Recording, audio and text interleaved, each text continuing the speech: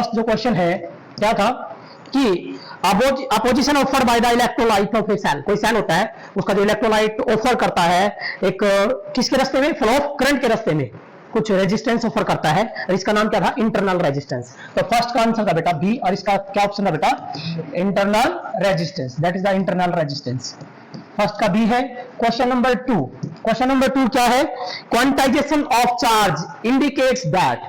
तो बेटा आपको लगता है कि बी भी ठीक है, सी भी ठीक है, लेकिन बेटा बी और सी का दोनों का जो आंसर है ना वो ए है। There exist minimum permissible charge on a particle, भाई कम से कम जो फंडामेंटल पार्टिकल होता है, चार्ज ऑन द पार्टिकल होता है, एंड दैट इज आपने पढ़ रखा है इंटीग्रल मल्टीपल ऑफ इलेक्ट्रॉन या charge on electrons.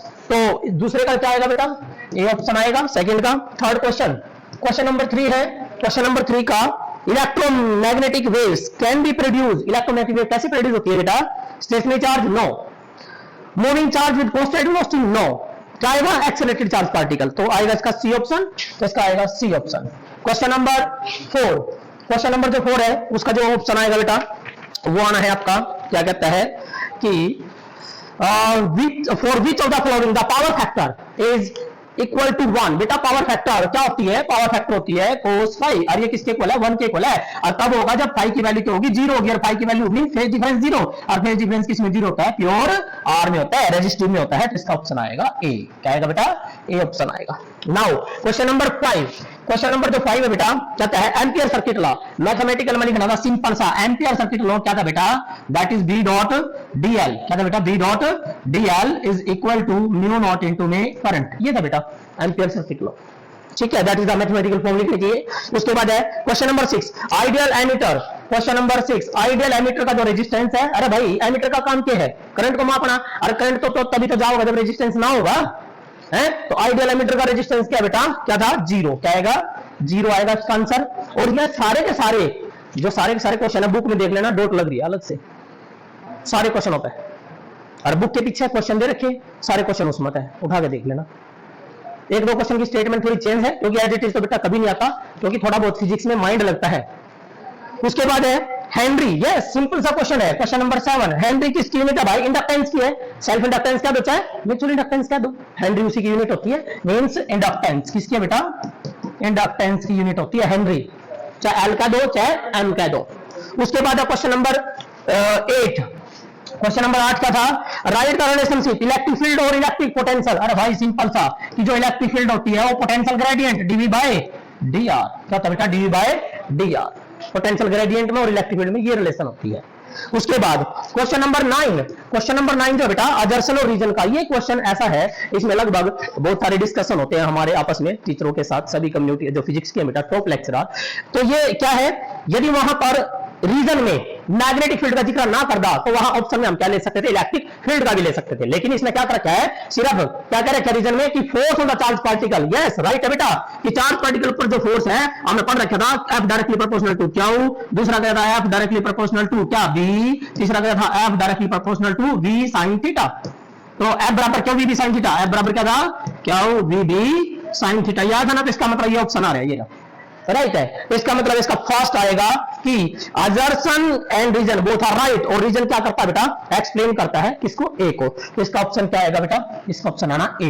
Now question number 10, question number जो 10 है बेटा क्या कह रहे हैं कि state the Gauss law, Gauss law की स्टेटमेंट देनी थी सिर्फ ये वाली, क्या था बेटा, ई डॉट डीएस की जो इलेक्ट्रिक फ्लक्स होता है over a close surface in vacuum is equal to q by epsilon naught, simple सी स्टेटमेंट देनी थी। It state that the electric flux over, या फिर ये लिख दो, the surface integral of electric field over a closed surface area in vacuum is equal to 1 by epsilon naught times of the total charge enclosed by the surface। उसके बाद सिर्फ statement लिख लीजिए। क्वेश्चन नंबर 11, क्वेश्चन नंबर जो 11 है बेटा, question number 11 में क्या था, कहता है लेंजिस लॉ, बिल्कुल सिंपल है, लेंजिस लॉ ने क्या था बेटा, minus d phi by d t, ये माइनस का जो निशान का योगदान है कि भाई जो इंड्यूस करंट होता है, इंड्यूस ईएमएफ होता है, वो क्या करता है, अपोज करता है, किसका अपोज करेगा, change of magnetic flux link with a coils. It state that induced EMF, the polarity of induced EMF is such that इसकी पोलैरिटी इस तरह की होगी, दैट विल अपोज, वो अपोज करेगा किसका, change in the magnetic flux का। तो ये था बेटा आपका 11वां question. Question number 12, question number 12 जो है न्यूमेरिकल था, तो बेटा ये था, आप सभी ने पढ़ रखा कि सेल के केस में जो मैक्सिमम करंट ड्रॉन आउट होता है बैटरी से होता है E by R plus R, ये होता है बेटा करंट। लेकिन यहां मैक्सिमम कब होगा, यह चीज कब ज्यादा होगी, जब ये कम होगा। यू कम होने का मतलब ये क्या है ही नहीं है। आर की वैल्यू क्या हो रही है यहाँ 0, सिर्फ 8 बच रहे हैं, तो यस मैक्सिमम करंट आएगा। लेकिन नहीं, जो मैक्सिमम करंट आएगा that is E by R, और ई की वैल्यू है 12 और आर की वैल्यू इंटरनल रेजिस्टेंस 0.4 ओम है, तो आंसर आएगा 30 एम्पियर। कितना आएगा बेटा 30 एम्पियर करंट आएगा। उसके बाद है क्वेश्चन नंबर 13। क्वेश्चन नंबर 13 बेटा बहुत अच्छा क्वेश्चन है।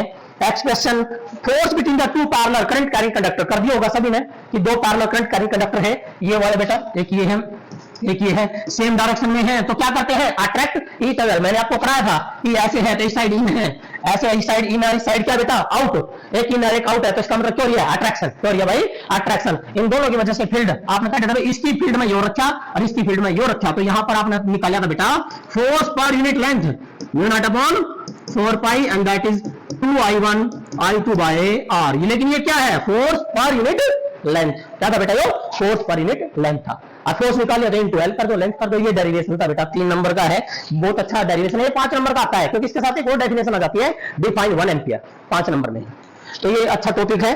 और उसके बाद बेटा क्वेश्चन नंबर 14, क्वेश्चन नंबर जो 14 है बेटा, क्वेश्चन नंबर 14 क्या है, पैरामैग्नेटिज्म। अरे भाई सिर्फ paramagnetism and ferromagnetism. Paramagnetism means property of the magnetic substances by which they have some magnetic moment, and when they place in magnetic field they are magnetized, weakly magnetized, but in the same direction में magnetized हो जाते हैं। और example क्या दोगे, example मैंने आपको बता रखा है, अनुवाद कम से अबे था ना, वो आएगा आपका बिल्कुल सिंपल। और इसकी प्रॉपर्टी आपने पता है कि भाई इसके लिए मैग्नेटिक ससेप्टेबिलिटी क्या होगी, स्मॉल एंड पॉजिटिव, फेरो के लिए क्या देगी लार्ज एंड पॉजिटिव। ये फेरोमैग्नेटिज्म की डेफिनेशन थी बेटा। उसके बाद क्वेश्चन नंबर 14 के बाद क्वेश्चन नंबर 15। क्वेश्चन नंबर 15 बेटा ये पढ़ने की तो जरूरत नहीं होती, कई बार तो इसको देखना कुछ नहीं है, सिंपल सा है। इसमें तो सिंपल यही है ग्राफिकली। अरे भाई रोटेशन करा, जब हम कॉइल की रोटेशन करते थे आपने देखा था, आप रोटेशन में आपके पास ये आया था, सेकंड हाफ रोटेशन में क्या आया था, ये आया था बेटा। सेकंड हाफ रोटेशन में आपका वैसे रिजल्ट यहां से आया था बेटा, ये आया था सेकंड हाफ रोटेशन में। जब एक कंप्लीट रोटेशन होगी तो आपके पास रिजल्ट क्या आएगा बेटा, ये आएगा। ये दो पहले ए से बी बना, फिर बी से सी, ए से बी और सी से डी, और फिर बी का ए डी का सी, ये वाला। उसके बाद इसका फर्स्ट ऑप्शन, सेकंड ऑप्शन क्या बेटा, सेकंड ऑप्शन है कि व्हाट इज द सोर्स। अरे भाई सोर्स क्या है, मैकेनिकल एनर्जी, घूमेगा तो इलेक्ट्रिकल बनेगी, means mechanical energy convert into electrical energy. क्या बेटा मैकेनिकल, क्या मैकेनिकल एनर्जी, एनर्जी जो है वो कन्वर्ट हो जाएगी बेटा किसमें, इलेक्ट्रिकल एनर्जी में। ये इसका वो है आपका जो है source of the generation. Now third क्या कह रहा है, क्या करंट जो प्रोड्यूस होता है जनरेटर में उसके लिए मूविंग कॉइल कन्वर्टर यूज हो सकता है, नो। एसी तो मापता ही नहीं भाई वो, क्योंकि एवरेज वैल्यू क्या देगी, 0 देगी। एसी की एवरेज वैल्यू में ओवर ए कंप्लीट साइकिल क्यों जाता है, 0 जाता है, इसलिए इसका आंसर क्या आएगा, नो। ये थे तीनों। उसके बाद आगे आ जाओ क्वेश्चन नंबर 16, 16 17 बेटा 5 नंबर के हैं, बहुत अच्छे क्वेश्चन है। What do you mean by resonance, simple बता रखा है, एलसीआर रेजोनेंस। अरे भाई आपने ये बेटा आर एल और ये सी जोड़ के और ये सोर्स ऑफ ईएमएफ अल्टरनेटिंग ई बराबर है ई नॉट साइन ओमेगा टी, ये ले लिया। जब आपने ये आर है, ये एल है, ये सी है, तो करंट मैक्सिमम करंट तो सारा में वही जाएगा, सारा में करंट सेम जाएगा। लेकिन बेटा इसमें दोनों पैरेलल में वोल्टेज भी और करंट भी, इसमें हमने किसके साथ देखना है, वोल्टेज के साथ देखना है। किसके साथ बेटा, वोल्टेज के साथ देखना है। इसमें वोल्टेज करंट क्या हो जाता है, पीछे, वोल्टेज क्या हो जाएगी इसमें आगे, वोल्टेज क्या हो जाएगी आगे, ये VL है और ये क्या हो जाएगा बेटा करंट हो जाएगा यहाँ, और वोल्टेज क्या रह जाएगी पीछे सी में, VC है ये। और इसका मैंने आपको बताया था, फिर से डायग्राम बनेगा एलसीआर का। व्हाट डू यू मीन, बस सिर्फ अभी डेफिनेशन लिख के और एक्सप्रेशन करके आपने पता है कि यहाँ क्या बनेगा बेटा, रेजोनेंट, वो फिर डायग्राम बना के तब रेजोनेंट फ्रीक्वेंसी आएगी यहाँ पर। अरे कौन सा करें भाई, सीरीज आपने सिंपल इतना पता, देखो सीरीज रेजोनेंस की डेफिनेशन लिखो कि भाई रेजोनेंस होता है either the circuit admit maximum और मिनिमम करंट। इसमें क्या करेगा, मैक्सिमम करेगा एक पर्टिकुलर फ्रीक्वेंसी पर, या वाली जो फ्रीक्वेंसी है बेटा, या एक पर्टिकुलर फ्रीक्वेंसी होगी इसके ऊपर करेगा। आपने पता यहाँ एक बात लिखेंगे, इसको करने की भी जरूरत नहीं है, आपने सिर्फ एक बात लिखनी है, when we are connect LCR in series then we get, हमें प्राप्त होगा Z बराबर root R square plus XL minus XC का स्क्वायर, इक्वेशन 1 ये प्राप्त होगा। सीरीज रेजोनेंस कितना कम है कि करंट क्यों होना चाहिए मैक्सिमम, करंट मैक्सिमम कब होगा, जब V पे जाएगा मिनिमम हो जाएगा। तो आपने एक ऐसी फ्रीक्वेंसी लिखनी, पहला क्या था न्यू के कर दोगे हाई, यदि न्यू हाई कर दोगे देखोगे एक्सएल हाई हो जाएगा, और भाई एक्स उसी टाइम क्या हो जाएगा बेटा, लो हो जाएगा, फिर भी इसकी वैल्यू ज्यादा होगी, ये भी नहीं हो सकता। तो एक्सएल एक कंडीशन आएगी कि भाई एक ऐसी फ्रीक्वेंसी है जिसके ऊपर एक्सएल और एचसी बराबर है, वो थी resonant. What is the principle of transformer, mutual induction between the primary and secondary. और इसके और में क्या बेटा, temperature dependence of conductor, conductor का बेटा और में था, कंडक्टर का बेटा सभी का पता है ये वाला होगा, क्योंकि मैंने आपको कराया था कंडक्टर के केस में resistivity directly proportional to temperature, यहां से चलेगा यहां से, क्योंकि इनिशियल रेजिस्टिविटी होती है मेटल की, ये वाली रेजिस्टिविटी, ये था कंडक्टर का। और सेमी कंडक्टर का, सेमी कंडक्टर का ये था यूनिवर्सली प्रोपोर्शनल, ये सेमी कंडक्टर का था बेटा। ऐसा unit right the unit of power, power की ऐसा यूनिट क्या बेटा, वाट है, सिंपल सा। उसके बाद क्वेश्चन नंबर 17, क्वेश्चन नंबर 17 जो था बेटा 17वां क्वेश्चन लास्ट क्या था, एक्सप्लेन द प्रिंसिपल। सिर्फ बेटा अपने प्रिंसिपल को एक्सप्लेन करना है, मूविंग कॉइल गैल्वेनोमीटर क्या था, प्रिंसिपल क्या था कि when A current carrying coil place in radial field it will experience A maximum torque, maximum torque experience करेगी। और भाई आपने फिर वहां एक्सप्लेन करना था उसको, मैक्सिमम का मतलब आपको पता ही है कि भाई जब हम फील्ड क्या कर जाए रेडियल हो जाए, मीन थीटा की वैल्यू, वैसे तो टॉर्क आपका ही आया था NIBA cos of theta, cos of theta आया था ना, थीटा की वैल्यू क्या होगी थी, जीरो, जीरो होगी तो फील्ड क्या होगी थी, रेडियल होगी, तो ये क्या हो जाएगा 1 हो जाएगा, NIB आ जाएगा, टॉर्क मैक्सिमम टॉर्क था ये। उसके बाद how can convert into voltmeter, voltmeter में कैसे कन्वर्ट करेंगे, कैसे करेंगे, सीरीज में हाई रेजिस्टेंस लगा के, ये गैल्वेनोमीटर है और सीरीज में जो हाई रेजिस्टेंस कनेक्ट कर दिया, यहाँ वोल्टेज मापेंगे हम इसके across, and that is the V, simple था भाई, करंट सेम जा रहा है, इसमें आईजी जा रहा है तो इसमें भी क्या जाऊंगा, आईजी जाऊंगा, ओम का नियम लगा दो तो आर की वैल्यू काट दी, इसमें निकल जाएगी, इंपोर्टेंट। उसके बाद क्वेश्चन नंबर 17 की ओर में क्या है, डिफाइन इलेक्ट्रिक पोटेंशियल। अरे बेटा सिंपल पोटेंशियल की definition, amount of work done in carrying a charge, electric की बात है, पोटेंशियल डिफरेंस था एक से दूसरे पॉइंट के बीच में जब लेकर आऊं, इलेक्ट्रिक में मैंने बता रखा है you have done the work to carry a charge from infinity to a point in the electric field. Electric field में एक पॉइंट होगा जहां पर आप एक चार्ज को लेकर आओगे, कहां से, इंफिनिटी से, तो उसको लाने में जो भी वर्क डन होगा, ये था इंफिनिटी से कोई पॉइंट है बेटा पी पर, तो ये वर्क ये आएगा पोटेंशियल एट पी, ये था आपका।